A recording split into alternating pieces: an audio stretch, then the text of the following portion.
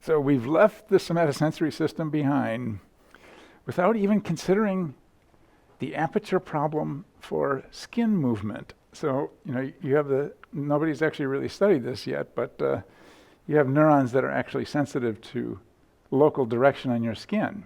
And what's going to happen? Well, it's going to have an aperture problem. Can't tell what direction things are actually going. And so you've got to sort of sum across space in order to actually figure out what direction, if something touches your body and it goes in a certain direction.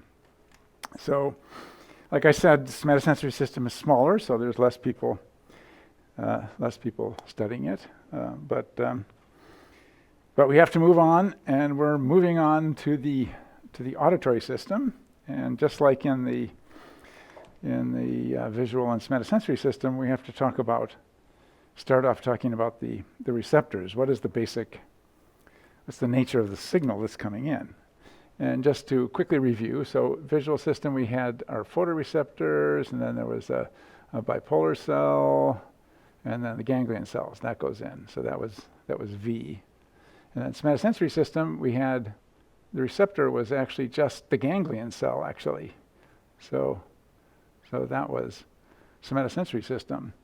So in the auditory system, we have these specialized hair cells, which we'll talk about today. And those synapse on this little tiny mini dendrite of the ganglion cell. So it's yet a different, so this is, A, S, and that's V for visual. So today we'll mainly talk about the hair cells, and it's a little bit like the somatosensory system in that there's different sort of sub-modalities, and I'll talk about fish. We'll have a little bit about fish just to see how they use some of their hair cell receptors. So to get started, so the very first thing is, what is sound? What is sound? So we have to, sort of get an idea of what we're dealing with. So we have some idea in the visual system what is the input? Well, it's like stuff out there that's got light coming off of it. But what is sound? So what sound is it's actually pressure waves in the air. And so what does that mean? So if some sound is coming this way, what it means is that the air is kind of squeezed, and then the air is a little less squeezed, and in fact, it's actually below atmospheric pressure, and then it gets squeezed again. So that's actually what sound is. It's these pressure waves that are propagating across space, and somehow your nervous system has figured out how to pick these up. So that's supposed to be sort of a drawing of the air molecules. So if we plot out the pressure, and this is atmospheric pressure, like 15 pounds per square inch. So really, we're talking about squeezing the air. That's actually what sound waves are. And then we plot out what the wave looks like. It's, for a given single frequency, it's basically a sine wave of pressure that goes above atmospheric pressure, and then it goes below atmospheric pressure. So that's actually what sound is, and it's going pretty fast. It's propagating through the air. It goes about 700 miles an hour through the air, but it can go through water too. So you can have sound, and it does the same thing in water. It squeezes the water.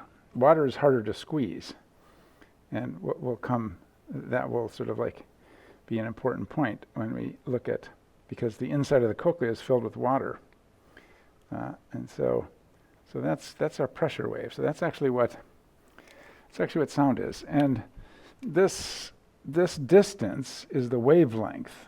So this is the, and that's inversely proportional to the frequency. So the wavelength, gets smaller. And then as the frequency goes up. So what is that wavelength? Well, for a low frequency, it might be a couple feet. Like for a low bass note, the spacing between the pressure waves is pretty big, something like that. For a high frequency, it's much smaller, like a centimeter or two for a higher frequency. So that just gives you, so it's a physical thing out in the world. It's just constantly happening. There's just all these little pressure waves propagating around. And so how do, what picks it up? Well, it has to get into the system. And so the first thing we want to talk about is, is how the sound gets into the system. So here's your not very attractive ear. So you have an outer ear, but then there's kind of a long passageway that goes. Let me just move this down a little bit so I can make it a little bigger. Sorry. So here's our now really big ear. Okay, and then we've got this auditory meatus. It's actually quite a long tube. You can stick Q-tips in there, but you can sort of get wax in there. You don't want too much wax. And at the base of the tube, you've got the eardrum. And so here's the eardrum, sometimes called the tympanum. Sometimes the tympanum is this space in there, but we'll call that thing the tympanum, the eardrum. And then what you got is a series of bones. And these bones, I'm just drawing them kind of not very good. So there's 3 bones. And the last one is called the stapes, which stands for the stirrup. And they're all, articulated with each other. There's joints between them. It's kind of like the joint, like the elbow joint. It's the same kind of a joint. And so what is, and then further down you've got the actual cochlea. So the cochlea it's got a, it looks like a snail. It's got this sort of snail-like look to it because it's actually wrapped up.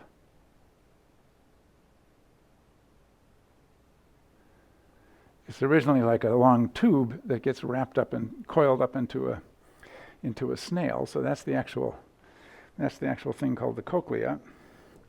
And then there's another thing attached to it called the semicircular canals. And the semicircular canals, they've got a little sort of a bump in them, and then they're sort of. It's a good question. Why do they call them the semicircular canals? Because they're actually the circular canals.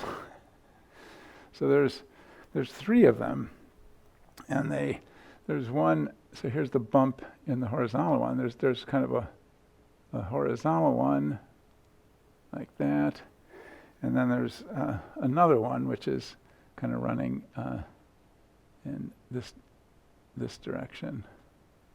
There's another bump for that guy. So you got 3 of them. They're at right angles to each other.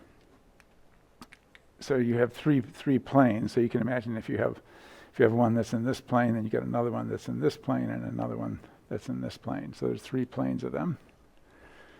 And then there's the stapes, sort of stuck down to the cochlea, and this is all joined up into a single cavity.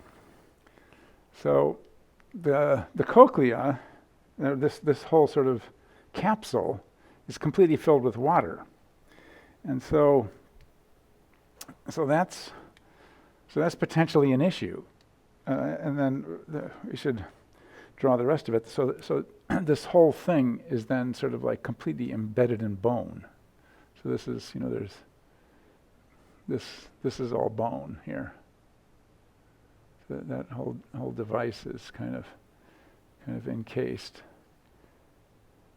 It's a remarkable little sort of machine, if you've ever had the opportunity to take one apart, which I have. So if you look inside there, that's what's inside there. Now, what is the problem with the water business?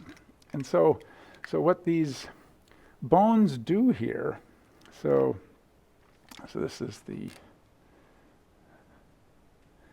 we have the incus and which one is the middle one? Yeah, the malleus. So we got the malleus, that's the hammer, and the incus is the anvil, and then the stapes, which is the stirrup.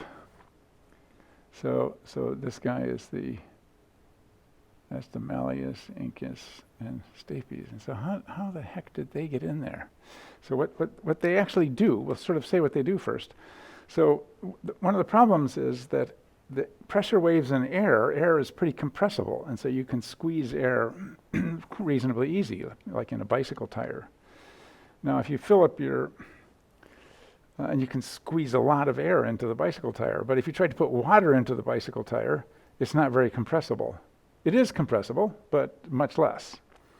And so that means that when these waves go through water, which is like the inside of the cochlea, they actually are in water, which is not very compressible. So what this weird setup does here is it's what an engineer would call an impedance matcher. So it's trying to, impedance is kind of like resistance. It's just trying to sort of match up the fact that these air waves coming in are quite big with the water waves, which are quite small. And so the way it works like a little lever system. So what happens is if the eardrum moves a large distance, the stapes just moves a small distance. So basically what it does is you get these big movements of this, and that causes a small movement in the stapes. So that's the actual function of those things. They're trying to sort of match up these quite compressible air waves with these much less compressible water waves. So it's an interesting story. Where did these bones come from? So it turns out they came from, so if you look at a reptile, so here's the upper jaw of a reptile, and it's got, it has two big bones in it, and these two are stuck together. So if you look at your skull, as you peel off your skin and look at your skull, you can see that there's bones, different bones in your skull, and they have joints, sort of like an arm joint, except the joints are all fixed and don't move. So your skull is jointed. It's got a number of bones in it. That's the way this bone looks like in a reptile. And then there's the jaw joint. There's another bone down there for the jaw joint, and then the lower jaw is stuck to that bone. So this is the jaw joint right here. So that's a movable joint.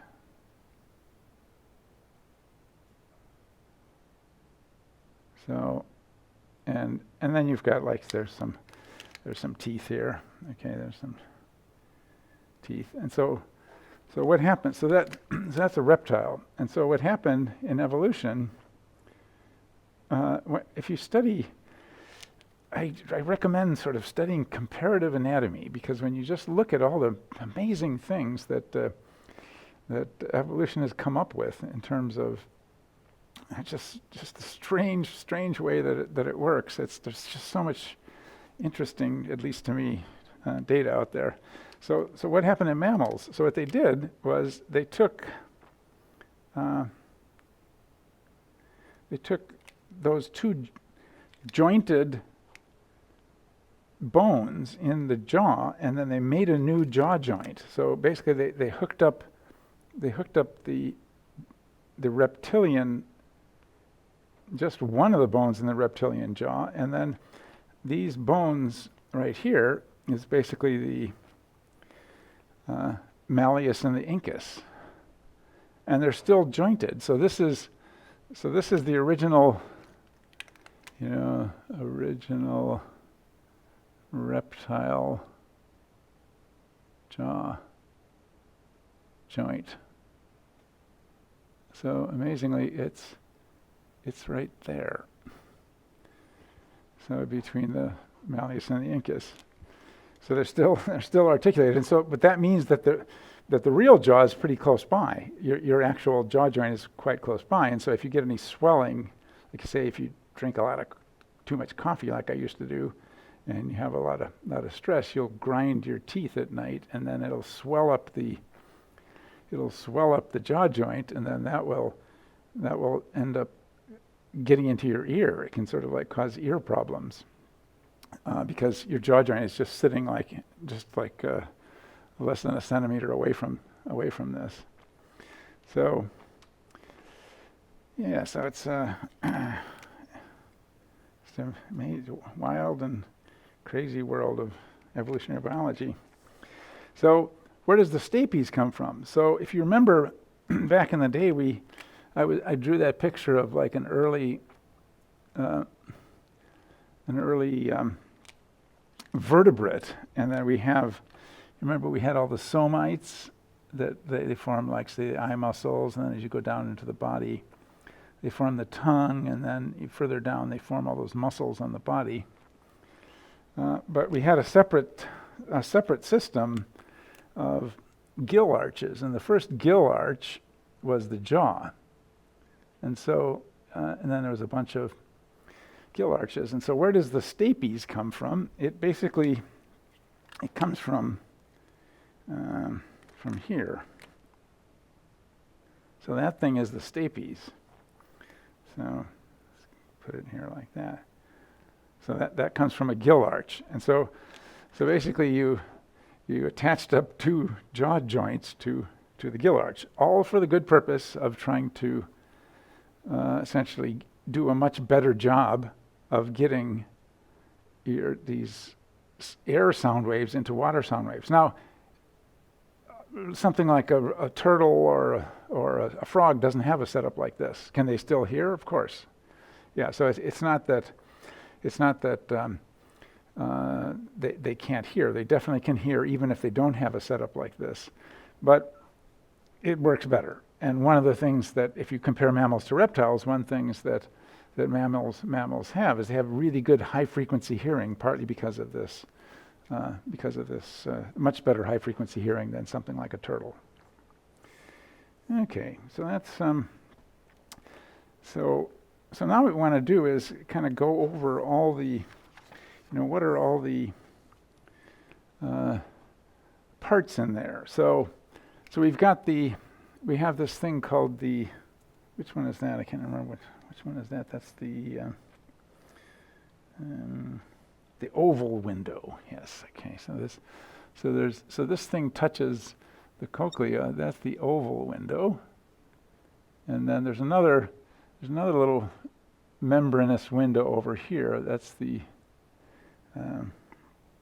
round window into the cochlea. Round window. And if you look inside the cochlea, and we'll look at some pictures inside the cochlea, there's hair cells sitting in there. So there's a hair cell, there's another hair cell. I'll put a couple of them in there. But it turns out there's 6 fields of hair cells in there. So there's some hair cells in the vestibular system, in that little bump at the bottom of the semicircular canal. So this is the semicircular canals, which should really be known as the circular canals.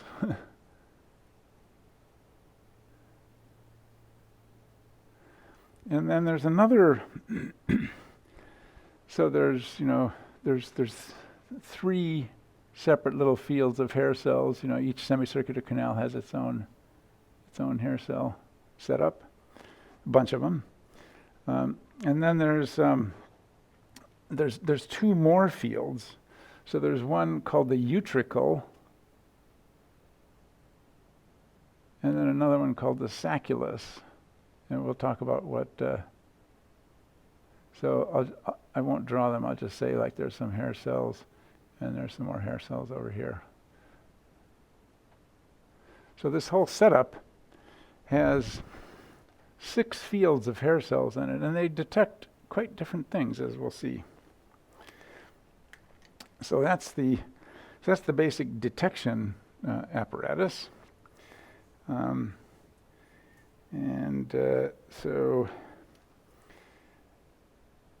what is this related to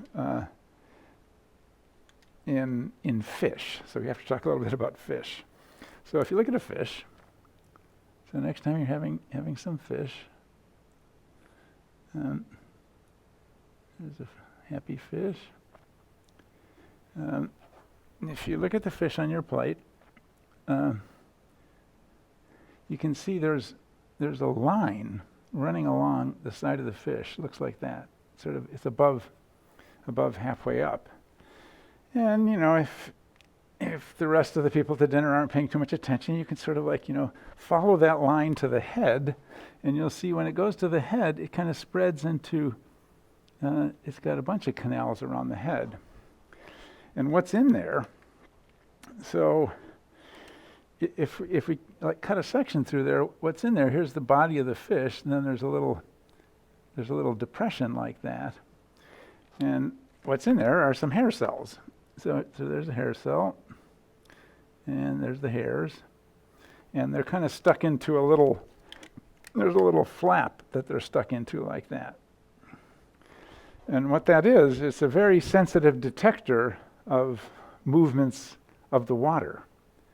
So it's the exact same apparatus, this hair cell. It comes in through the same nerve that the auditory nerve comes in. So it's clearly evolutionarily related to the same thing, but it's evolved to detect sort of water movements, very small water movements, so that fish can sort of interact with each other. So that thing is called the lateral line.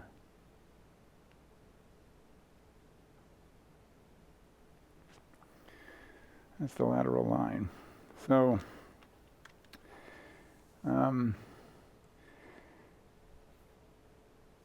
what are the various kinds of things that are actually detected by the auditory system? And so where should we put that? I'll erase some of this guy over here. So there's a bunch of different things detected by the auditory system. So the first one, obviously, are the sound pressure waves. So we've got, hearing.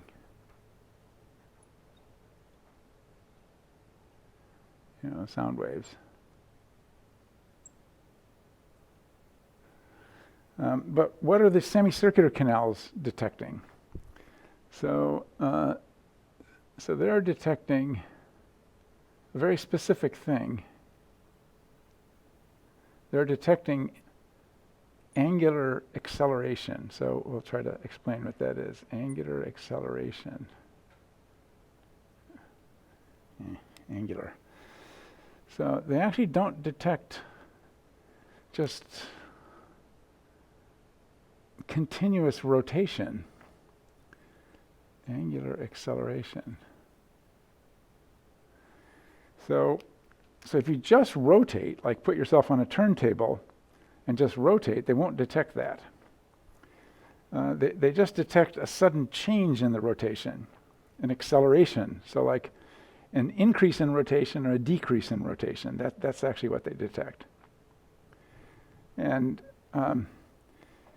so that's a signal that basically tells you how have you moved your head, and what are you using this for? Well, you use it to keep your eyes still is one really big thing. So just look at your eyes. You can just, if I look straight forward, the little robot eyes are just going, and They're just like keeping my eyes completely looking at whatever I'm looking at, even though my head is rotating all around. So that's one thing that that these things can be used for. Now what about the utricle? So the utricle and the sacculus are a different thing. What they do is they actually have hair cells, but then they got a little weight. So there's hair cells like this. There's a whole giant, I'll show you a picture at the end, there's a whole giant field of them. And then on top of that, there's a weight.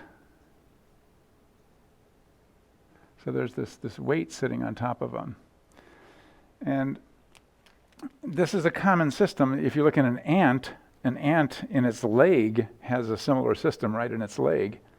And what they do is they incorporate a little grain of sand with some little hair cells under it, and so they can tell what direction the ant is. Even ants need to do this. If you put a little magnetic one in there, you can sort of bring a magnet up to an ant and cause it to tilt, because you pulled on that little grain. So there's a weight in there, and there's a field of hair cells, and they're organized in 3 different planes, so that you can actually detect something that's sort of similar to angular acceleration, but not completely. So these things detect some linear acceleration. So if you suddenly just go woo, just like move forward, you get a signal out of those. But they can also detect static position, which the semicircular canals can't do. Static head pose. So because of the weight, because you can just if you tilt your head off to the side, you're going to get a signal from these things that will tell you what direction your head is tilted. So that's yet a different thing. And then we've got the lateral line.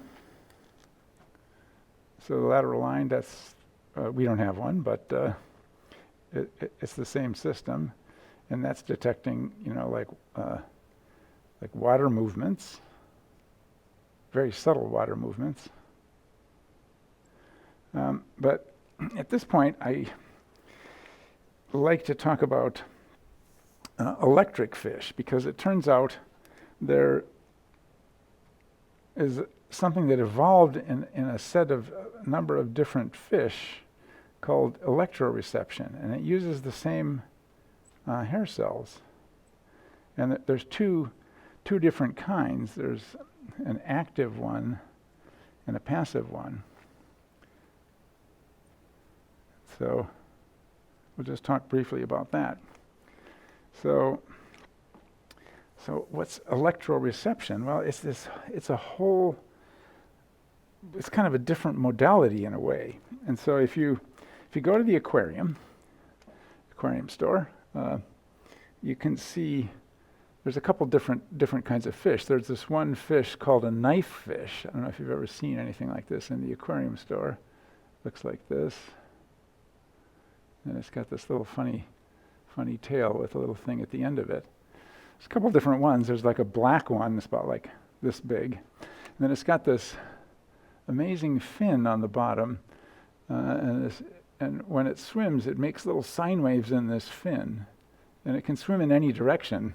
It can sort of like swim vertically and move around. It's got a little tiny, not very good eye. And these guys live in very muddy water, sort of opaque water. And so, one of the ones, if you want to look it up, there's this one called Eigenmania. Eigenmania.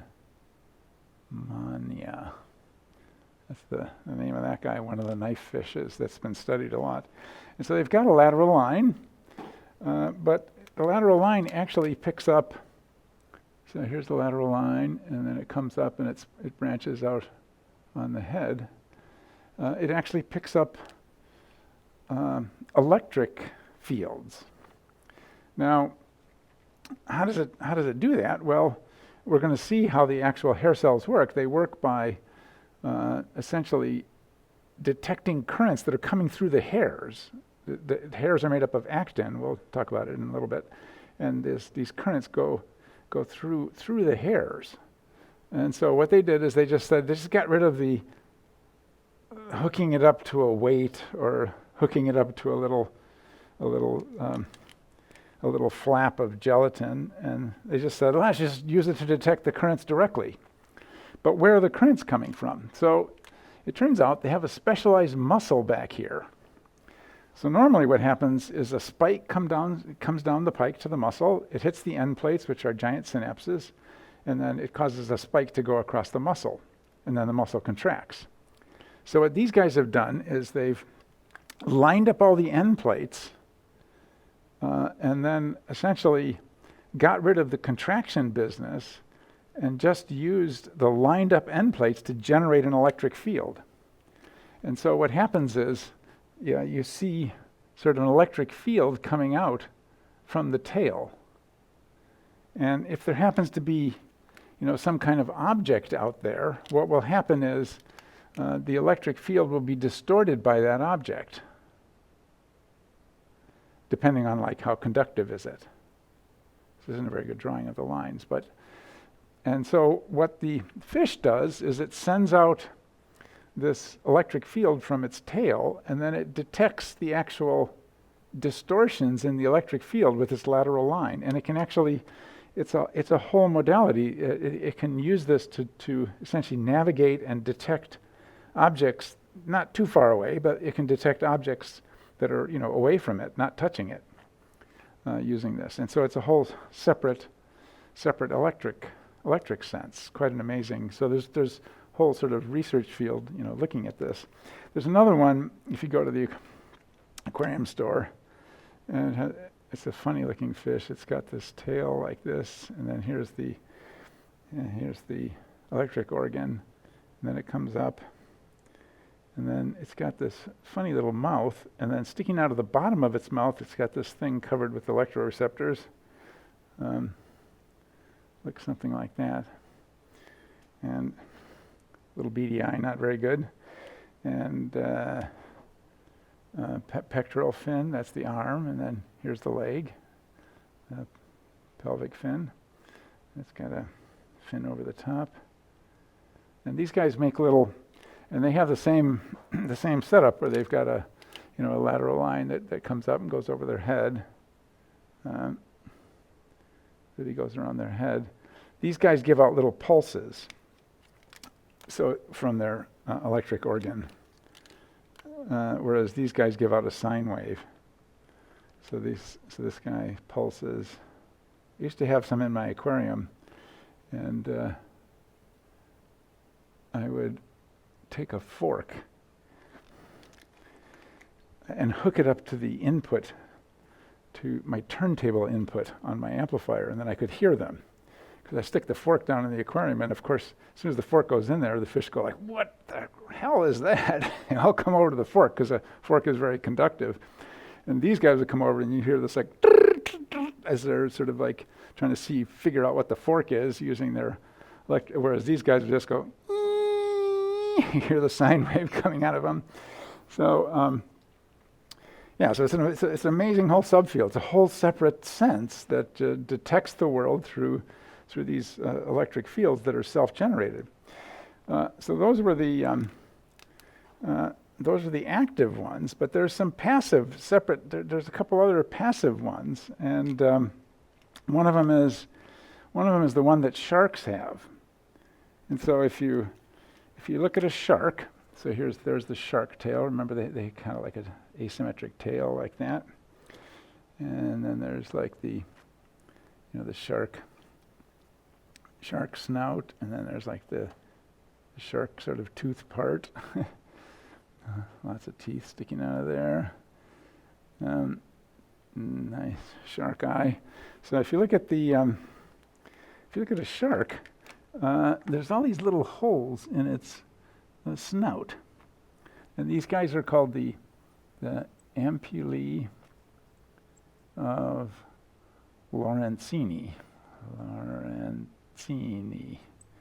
Who found them?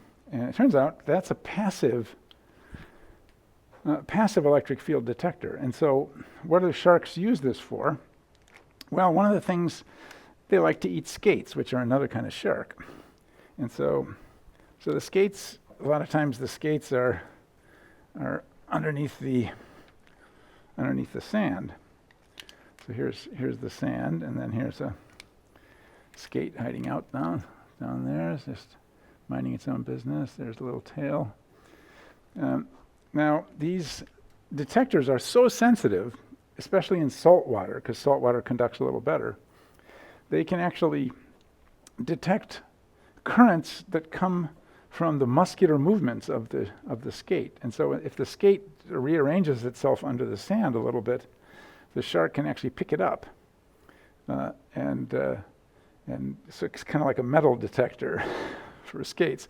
But they also use it, there's been experiments done, they use it when they're actually biting something. So if you're near a shark, don't flail around, because they can actually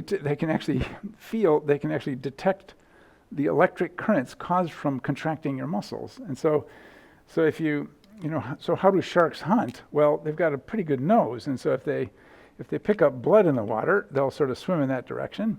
And then when they get close, they see what's there, and then they swim toward it visually. But when they're ready to bite it, they use the electric sense. So you can actually set up like olfactory, visual, and electric target, and they'll swim toward the olfactory until they see the visual, and then they'll turn toward the visual, and then when they get ready to bite, they'll bite the electrical target.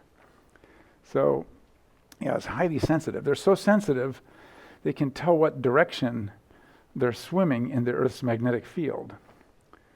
Because as you move along, you move charges through the magnetic field, and that causes little minuscule currents, and they can actually detect those currents with their ampullae of Lorenzini.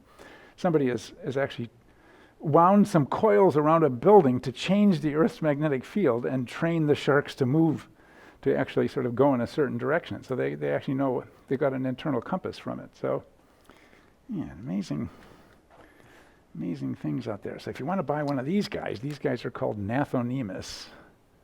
Gnathonemus. Another electric fish. And there's actually yet another electric sense, which is the one that duck-billed platypus have. And I'll talk about that a little bit later, but they have a bill and they separately evolved an electric sense out of the somatosensory system. These are still all auditory system-like things. Okay, that's enough about fish. So how does the thing work? So the way it works is the hair cells are mounted, which we'll see at the end. They're mounted, and these same slides are in the notes, if you want to look at them in the notes PDF. So they're mounted in this little device in the cochlea. And so here's a hair cell, nice big hair cell, and they've got this characteristic looking set of things called stereocilia. They're made out of actin, and they're very characteristically sort of shaped like this, and they're mounted in a membrane, thin membrane. I don't think it has any name in particular, and then there's another thick membrane down here called the basilar membrane. And what we're looking at is essentially perpendicular to the line of hair cells. So there's a long line of hair cells running through it's all wrapped up into a snail, but it started off as just a line. And so this guy is the basilar membrane. And this one doesn't have any name in particular. And then there's another membrane that's attached like this. It's really like a kind of a little flap that's attached like that. And that one's called the tectorial membrane. It's right against the hair cells. They're just about touching it. And so what happens is when the basilar membrane, this is the stiff thing, when the basilar membrane moves up and down, so why is this moving up and down? It's moving up and down because there's actually there's actually sort of ripples in it, running in this direction. All right, that's not a good.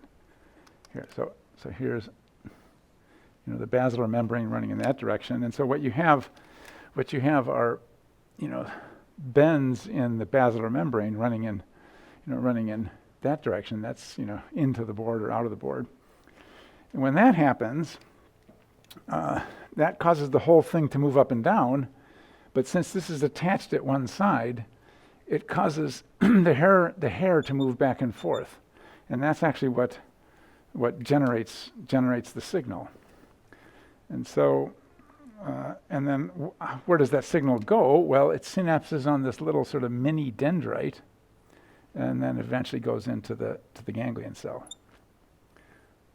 So there's a bunch of vesicles here, just like you would have at a synapse. And when the current, which as we'll see sort of comes down through the hair cells, it gets in here and eventually causes calcium to come in, and then when the calcium comes in, you get vesicle fusion, just like a regular chemical synapse, and then it sends a signal in. So that's the and there's some other cells that hold this whole thing up. They're like little pillars that hold this whole thing together. So it's quite a high-tech little thing. Now, what do these waves look like? So these waves look like standing waves. And so what does that mean? So what that means is we unrolled the cochlea. So if we sort of took the cochlea here and just kind of straightened it out and looked at it, what you would see is if you play a high frequency sound, what you'll see is the cochlea just sort of wiggles back and forth. So this is the high frequency part of the cochlea, which is the bigger part, and the low frequency part is up here. So the bigger part is stiffer. So the basilar membrane is stiffer, and if it's stiffer, then it vibrates at a higher frequency. And so you get a standing wave, like this, the wave will go back and forth like that. That's for a high frequency, and if you feed in a low frequency, what happens is you'll see the standing wave somewhere else. So that's up somewhere in the low frequency part of the cochlea.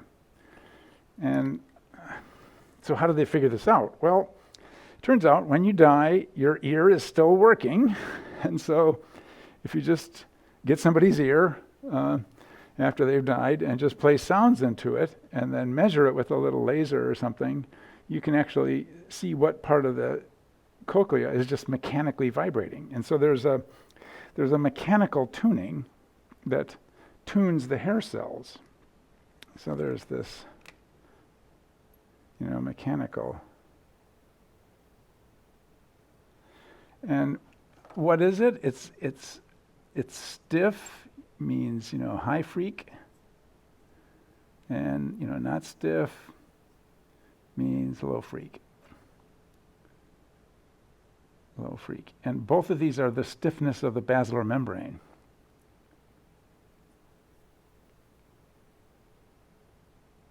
And so if you unroll it, you can see the basilar membrane, the stiffer part is actually a little bigger. That's why the cochlea is bigger. So here's the stiff part, the high frequency part here. And the hair cells, we'll see there's like 4 of them at each point, and there's a long line of them like that. So there's this mechanical tuning, and that was figured out, quite early on. But it turns out there's, biology never sleeps, and it turns out there's an electrical tuning. And so if you take a hair cell, grab onto it with grab onto a hair cell with a pipette. There's a little pipette. Get a bullfrog, unfortunately, grab some of its hair cells. So here you got a hair cell like that. And then you can record from it. So let's put a microelectrode in there and record from it. This guy is a pipette just to sort of hold on to it, just a single hair cell. And if you electrically stimulate it, so if you just stimulate it with a little pulse like that, and then record what happens, what you'll see is the hair cell will oscillate a little bit. And it turns out that's a frequency-specific oscillation. Now, generally, it's kind of a dangerous thing to do because it's a little bit unstable, because what if the oscillation kept going on? It's a damped oscillation. So if you just hit the hair cell with an electrical pulse like a bell, it will, wiggle around. Its membrane potential, this is millivolts, membrane potential will go up and down at different frequencies. So if you take a high frequency hair cell, it'll wiggle faster. If its membrane potential will wiggle faster. If you take a low frequency one, it'll wiggle slower. They figured this out in like bullfrogs and turtles. So turtles have a basilar membrane that's all incredibly rigid, and so it doesn't have any of this mechanical tuning business like you have in mammals. And yet they still have frequency selectivity, and so it's coming from this. But it turns out that the hair cells, they actually have so you play sound to a hair cell, just a bare hair cell, and it wiggles.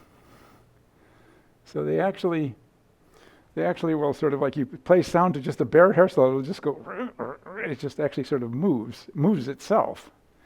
So there's another sort of semi-mechanical tuning that's not electrical. The electrical one, you've probably heard of people with tinnitus, which is a problem where you hear a sound all the time. So in maybe like 30 or 40% of the cases, you can record that sound. So your ear is actually making a sound. It's actively making a sound. It could be that what's happened is this electrical oscillation just got out of hand and just kept going, something like that. And so like other times, like a little over half the time, you can't record any sound. Sometimes the sound's so loud you can hear it across the room. So that their ear is actually making a sound. So for the last bit, if we just really zoom in, how does this thing work? How does the hair cell work? And so if you look at that hair cell very close up, what it looks like. So here's one of those stereocilia. So it's made out of actin. Actin in mice, and the same thing in mussels. And then here's another one of the stereocilia off to the side. It's at a slight angle. And so the way this works is, and then it eventually gets down to the base of the cell right here. So here's the base of the cell. And it's got these little guy wires that are attached between the tops. And if you listen to like a really loud rock concert, you might tear some of those, but luckily they can be repaired. So they're physically attached by these little guy wires, and then there's little channels that are sitting in the top of the stereocilia, and they have the uninteresting name of transmembrane channel 1, if you want to look it up, and then there's transmembrane channel 2, two different types. And if those are damaged, you can be deaf, because if you have a gene, if something's wrong with one of those genes and it doesn't generate the channel. But how does it work? So it works, so you wiggle this thing, the guy wires yank on the actin, and then it causes the channels to be mechanically deformed. And as they become mechanically deformed, some ions will go through them, go down the actin, and then into the cell. It's amazing setup. So that's actually how this system works. So it actually it it turns mechanical movements. So, it only works when you move the stereocilia in that direction, back and forth like that. But the ions are actually going down through these stereocilia. Okay, so David, let's change over to the overlay to look at some pictures.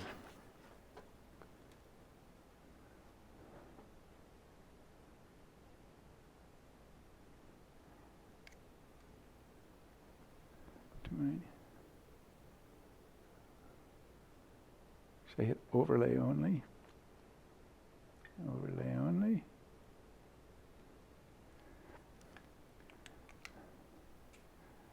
So David, can we change over to the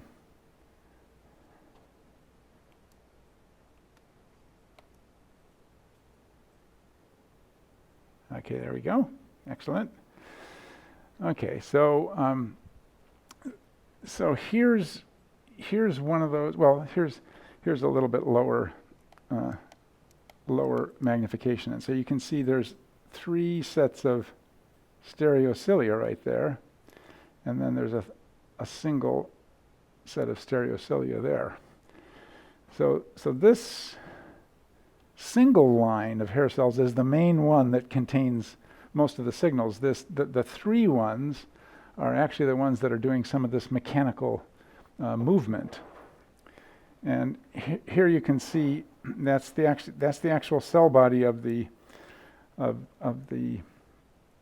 hair cell. So here's, if you look on this side, that's a hair cell body, and then it goes up like that, and then here you can see that's the round top of the cell body, and then you can see there's the stereocilia, and they're slightly trashed because you tore this apart, but they look much neater in real life. They're all set up, and like I said, if you could listen to extra loud music, it looks like there's been a hurricane in your hair cells, but they know how to put themselves back together. If you keep doing it, eventually they get tired. And here's the basilar membrane. See, BM, that's for basilar membrane right down there. Here's that little membrane at the top that the hair cells are attached to. And the tectorial membrane you can't see because it's been ripped off, because the tectorial membrane would kind of be across the top there. So that's been peeled off so you can see the hair cells.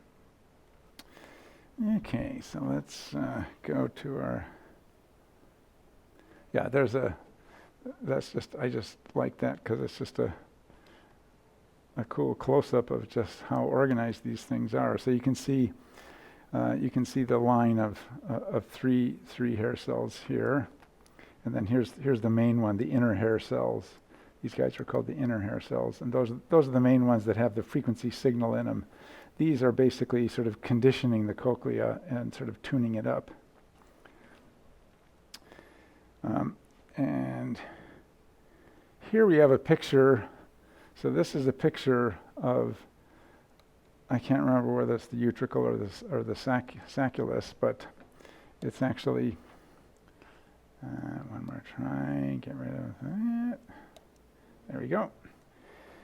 So what are these arrows here? So these arrows are indicating what direction of tweaking are the hair cells at that location sensitive to. And so you can see, it's going out in all different directions, so it can detect movements in different directions. But what's missing here is the little weight. So the weight has been torn off of the top. But here you can see those same stereocilia. See, like there's a little layer of ones, and then there's another little layer of ones, and then there's some guy wires between them, sort of like sticking them to each other. So same basic receptor, but it's being used for something completely different. So okay, so I think that's good for now. So so any questions in the last little bit?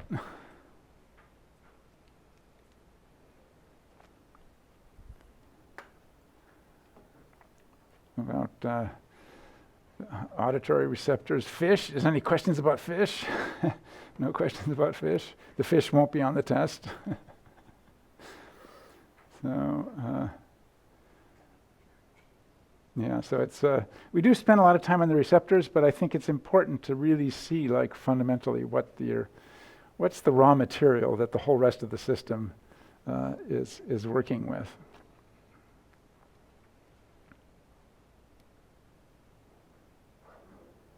So anything about the basilar, so the basilar membrane sort of going up, and so the waves are coming in and out of the board this way, and then as they do, this whole thing moves up and down, and then it tweaks these guys going sideways.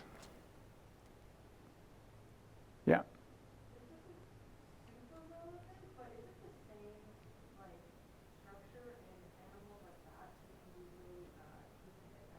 Oh no, that's a good question. Yeah, it's absolutely the same structure in bats. Yeah, so bats have a high performance cochlea, and they can hear really high frequencies. Yeah, it's exactly the same. Yeah, so all mammals have this. If you look at reptiles or fish, they have the same thing. It's just not curled up. So or birds. So if you look at a bird, it just has it's just kind of pre-curled. It's just straight, but it's got the same things going on. And then mammals really kind of souped it up and curled it up into this little snail. But otherwise, it's the same. Turtles have it. Basically all vertebrates have it.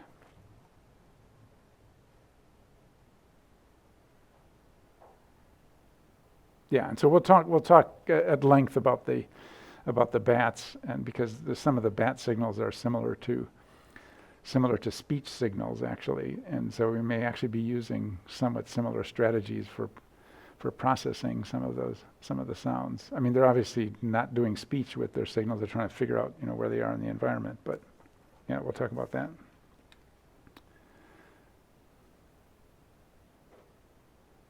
Anything else? All good on fish? Yeah, no fish questions? Okay, I think we'll end it there, David.